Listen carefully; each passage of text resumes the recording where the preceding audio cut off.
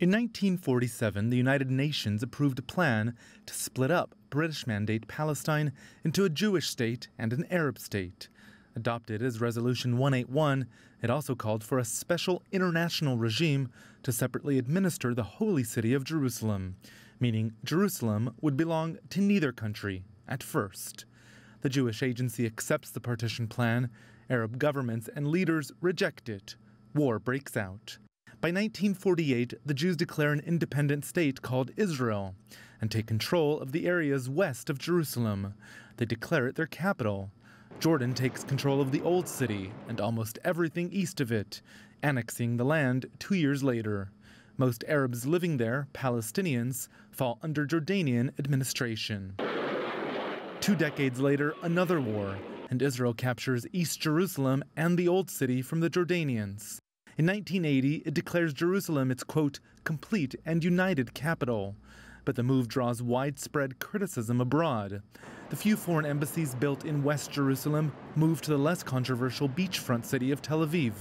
Palestinians continue to insist Jerusalem is their capital. In the 1990s, the U.S. brings the Israelis and Palestinians to the table for peace talks. The Oslo Accords call for the final status of Jerusalem to be decided through negotiations between the parties. At the same time, in Washington, the U.S. Congress passes the Jerusalem Embassy Act. It requires the American embassy to be moved from Tel Aviv to Jerusalem, but provides for an exemption.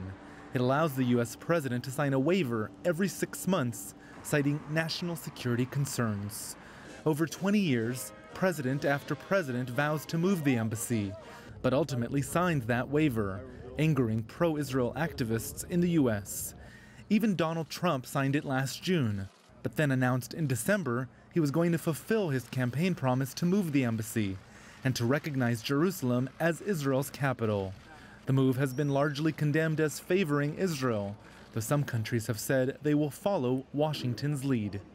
The White House says the embassy move this week changes nothing, that it still leaves final status negotiations to the parties on the ground, but, quote, recognizes a reality.